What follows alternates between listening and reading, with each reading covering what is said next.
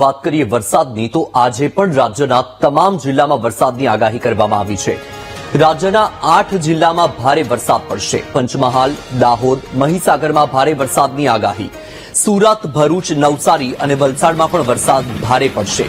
ગાંધીનગર, ખેડા, આણંદ, વડોદરામાં વરસાદનો વર્તારો। છોટાઉદેપુર, નર્મદા, ડાંગ, તાપી જિલ્લાને પણ ગમરોડશે વરસાદ। રાજકોટ, જૂનાગઢ, અમરેલી, ભાવનગરમાં પણ વરસાદની વકી। ગીર સોમનાથ, બોટાદ, બનાસકાંઠા, પાટણમાં પણ વરસાદ પડશે। સાબરકાંઠા, મહેસાણા, ગાંધીનગર, ખેડામાં પણ વરસાદ પડે તેવી શક્યતા। અમદાવાદ, જામનગર અને પોરબંદર જિલ્લામાં પણ વરસાદની આગાહી છે।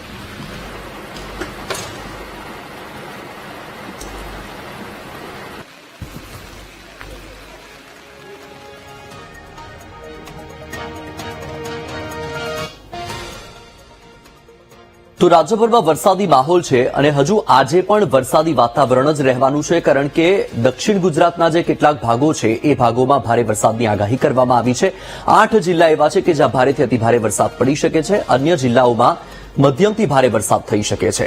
આજે સવારથી 10 વાગ્યા સુધીમાં 80 તાલુકામાં વરસાદ નોંધાઈ ગયો છે અને તેમાં પણ સુરત જિલ્લાના શહેર અને ગ્રામ્ય વિસ્તારમાં ભારે વરસાદ પડ્યો છે।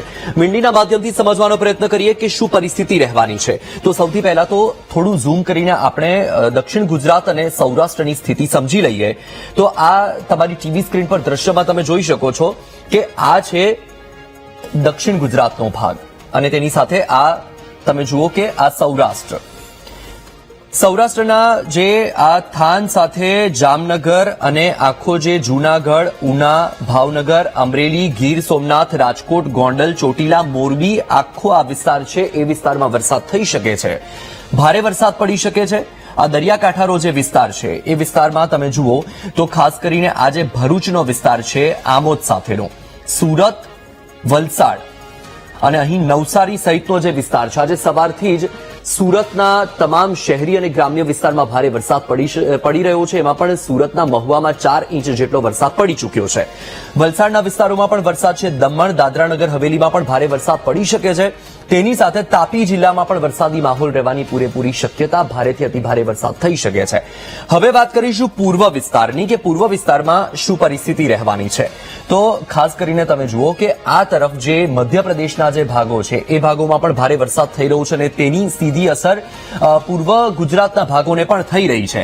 આ તરફ ઉત્તર ગુજરાતમાં પણ વરસાદી માહોલ જામી રહ્યો છે। બનાસકાંઠા અને પાટણ આ ભાગમાં વરસાદની અછત હતી જે ચોમાસાની શરૂઆત થઈ તેની સાથે એ ભાગોમાં ઓછો વરસાદ નોંધાયો, પરંતુ આજે સવારથી જ બનાસકાંઠા અને પાટણમાં પણ વરસાદી માહોલ જામ્યો છે। હવે આપણે ફરીથી પૂર્વ ગુજરાત તરફ આવી જઈએ કે પૂર્વ ગુજરાતમાં શું પરિસ્થિતિ રહેવાની છે। તો જે પૂર્વ ગુજરાતના ભાગો છે અરવલ્લી, મહીસાગર, તેની સાથે સાથે જે દાહોદ, છોટાઉદેપુર, પંચમહાલ સહિતનો જે વિસ્તાર છે એ વિસ્તારમાં ભારે વરસાદ આજના દિવસમાં થઈ શકે છે, કારણ કે ભારે વરસાદની આગાહી કરવામાં આવી છે।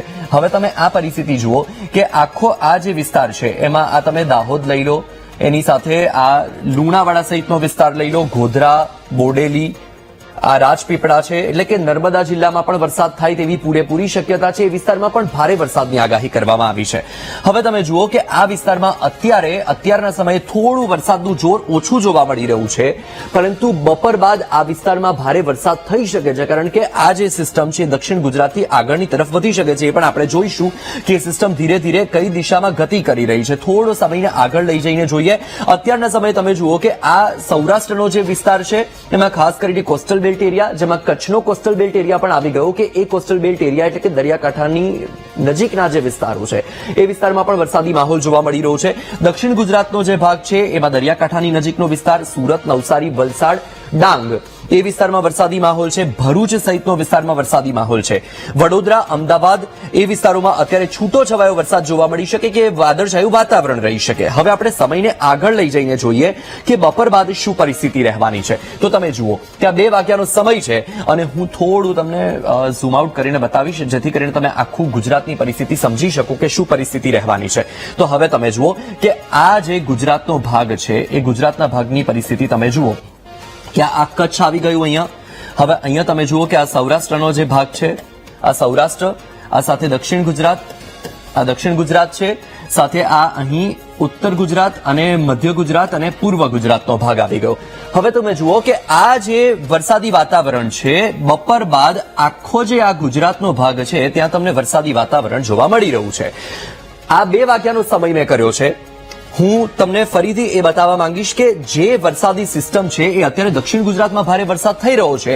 એ વરસાદી સિસ્ટમ તમે જુઓ કે આજે સૌરાષ્ટ્રનો ભાગ છે ત્યાં તમને બપોરના સમયે રાજકોટ, ગોંડલ સાથે આ જામનગર સહિતનો જે વિસ્તાર છે એ વિસ્તારોમાં ભારેથી અતિ ભારે વરસાદ થઈ શકે છે.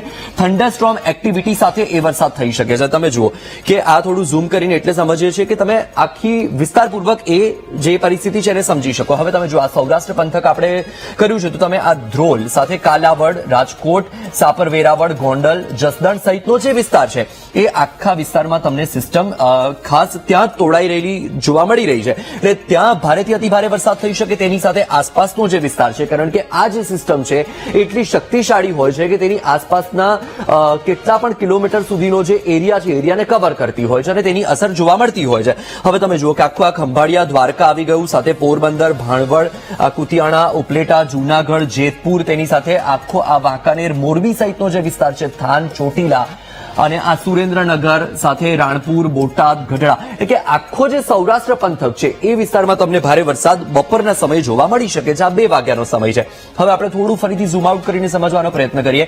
આ તો સૌરાષ્ટ્રની સ્થિતિ છે, પણ 2 વાગ્યા પછી તમે જુઓ કે આ 2 વાગ્યાનો સમય છે અને એ સમયે કચ્છ પણ વરસાદની બાનમાં આવી જતું જોવા મળી રહ્યું છે. કચ્છમાં પણ ભારેથી અતિ ભારે વરસાદ થઈ શકે છે બપોરના સમયે, કારણ કે એ જે સિસ્ટમ છે તેની અસર કચ્છના ભાગોમાં પણ જોવા મળી રહી છે. સાથે સાથે ઉત્તર ગુજરાતનો ભાગ જોઈ લઈએ તો બનાસકાંઠા, સાબરકાંઠા, એટલે કે તમે જુઓ રાધનપુર, પાલનપુર, ડીસા, ખેડબ્રહ્મા, મહેસાણા, હિંમતનગર, અમદાવાદમાં પણ વરસાદનું જોર બપોરના સમયે વધી શકે છે. ગઈકાલે રાતના સમયે અમદાવાદમાં વરસાદ શરૂ થયો અને રાતના 2 કલાકની અંદર જ વરસાદે અમદાવાદને ગમરોડી નાખ્યું હતું અને આજના દિવસમાં પણ વરસાદી વાતાવરણ રહી શકે છે.